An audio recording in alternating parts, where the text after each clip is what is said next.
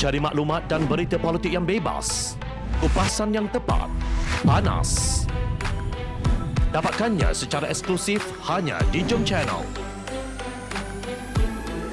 Komitmen kami, pentasan berita Isnin hingga Jumaat. Melalui cara dan isu semasa, kami garapkan secara langsung. Panel-panel berkaliber dan profesional. Interaktif, pandangan anda kami raikan. Jangan lupa bersama kami di setiap hujung minggu dalam edisi khas mingguan. Jom Channel, moving forward, sharing a new experience.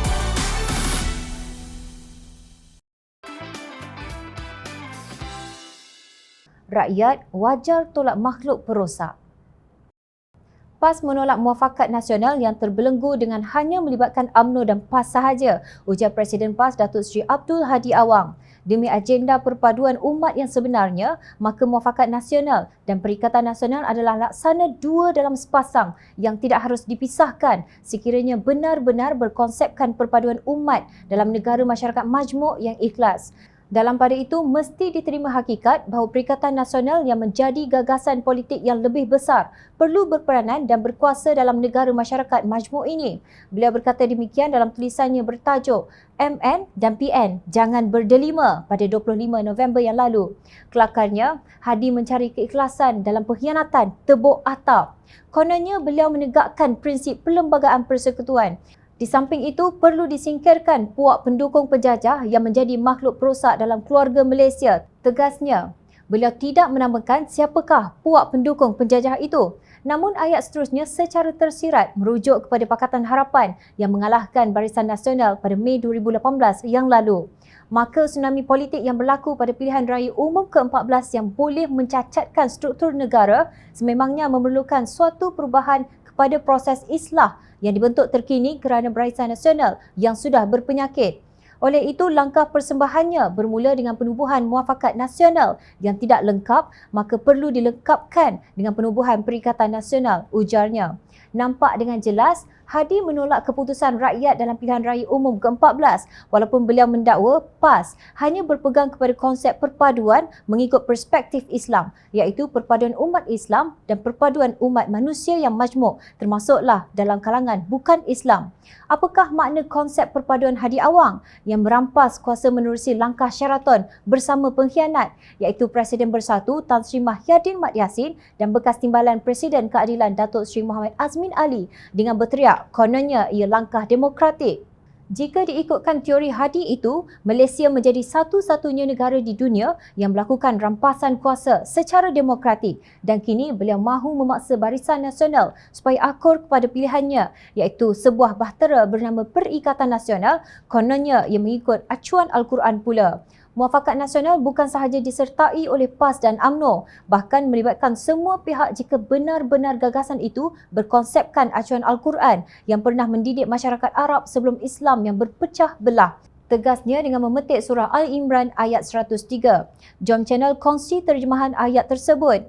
Dan berpegang teguhlah kalian semua kepada tali agama Allah dan janganlah kalian bercerai-berai dan kenanglah nikmat Allah kepada kalian ketika kalian dahulu bermusuh-musuhan semasa jahiliah. Lalu Allah menyatukan antara hati kalian sehingga kalian bersatu padu dengan nikmat Islam.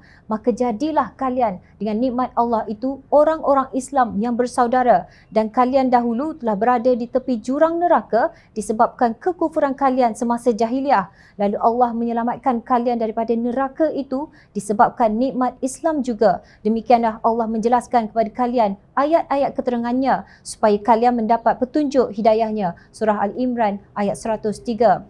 Kata Hadi, beliau menyatukan umat Islam dalam parti-parti Melayu dan Bumi Putera yang terbesar daripada UMNO, PAS dan Bersatu, badan-badan bukan kerajaan, NGO dan lain-lain. Pada masa yang sama, beliau menyingkirkan keadilan dan amanah walaupun dipimpin oleh individu yang beragama Islam kerana mereka berbaik dengan DAP yang juga rakyat Malaysia. Adakah ini mengikut acuan Al-Quran? Bukan. Ini bukan juga langkah perpaduan. Ia satu percubaan mengembalikan pemikiran ala Khawarij secara halus yang mahu memerangkap umat Islam supaya menyingkirkan saudara Islam mereka hanya kerana fikrah politik yang berbeza yang kononnya tidak akan mendapat hidayah. Tidak mendapat hidayah maksudnya kafir.